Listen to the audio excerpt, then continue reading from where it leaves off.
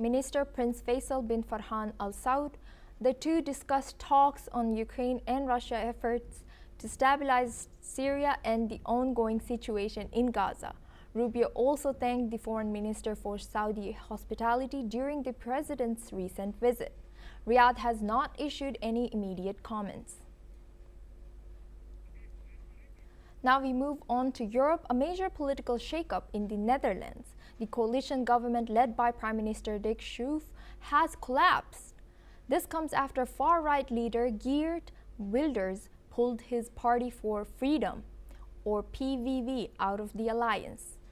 Wilders made the announcement on social media, saying there would be no signature for our asylum plans.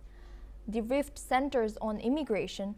Wilders had demanded strict new controls, including border closures, deportations of dual nationals with criminal records, and an end to asylum centers. He accused coalition partners of dragging their feet on implementing his 10-point plan, a key part of the deal that brought the government together after his election win in November 2023.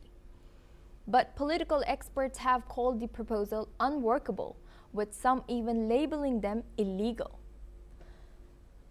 The fallout comes just weeks ahead of the NATO summit, which the Netherlands is set to host. For now, the country faces fresh political uncertainty. Now we move on to Asia. Mongolia's Prime Minister Luv Sannam Sprine Oyun Erdene has resigned after losing a parliamentary confidence vote. He received just 44 votes, well short of the 64 needed. His resignation follows weeks of street protests in Ulaanbaatar. Thousands, mostly young citizens, rallied outside parliament demanding change. They accused the elite of hoarding coal profits while ordinary people suffer. Protests grew after reports of lavish spending by Oyun Erdene's son. The Prime Minister said he fought corruption but admitted neglecting public needs.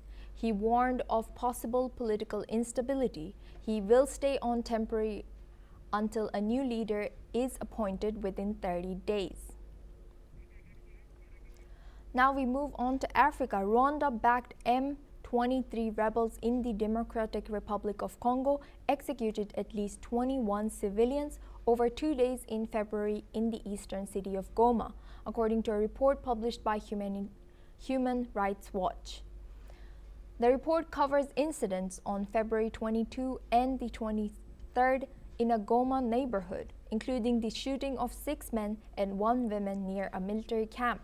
A 15-year-old boy was also taken from his home and later found dead at a construction site. The group also rounded up around 20 young men at a sports field on February 23rd, accusing them of being members of the army. 3 who tried to flee were shot. A leader of M23 said the group would look into the allegations and publish findings. Human Rights Watch said the overall death toll is likely higher, with medical workers reporting over 50 bodies collected from the area over the 2 days. Now we stay in Africa. Guatemala's Attorney General's office issued arrest warrants for Colombia's Attorney General Luz Adriana Camargo and former UN prosecutor Ivan Velasquez on corruption charges. They are accused of leading a criminal structure linked to the Brazilian firm Odebrecht. Velasquez called the warrants political persecution.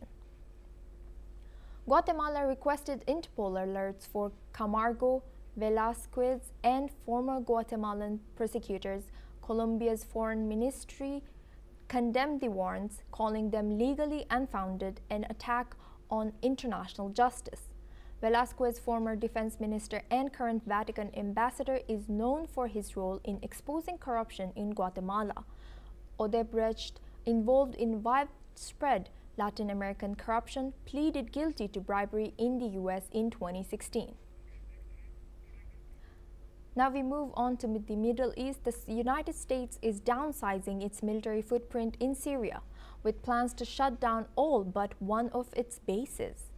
That's the word from the U.S. envoy for Syria, Thomas Barrack, who spoke in an interview with Turkey's NTV. He confirmed that American forces operating under Operation Inherent Resolve are steadily reducing their presence from 8 bases down to 5, then 3, and eventually just 1. This comes 6 months after the fall of Bashar al-Assad, whose 14-year rule ended in December. Syria is now led by interim leader Ahmad al-Sharaa, backed by an Islamist-led coalition. But the US warns the country still faces deep security challenges. Sectarian tensions have flared, and efforts to unite Syria's ethnic and religious groups remain fragile. Barrack, who also serves as US ambassador to Turkey, stressed that Syria remains highly tribal, but said he's hopeful progress will come. Earlier this year, the Pentagon announced plans to cut troop levels in Syria by half, bringing the number below 1,000 as the Islamic State threat has been largely reduced to scattered remnants. Well, that's all we have time for. We will continue to bring more news updates from around the world.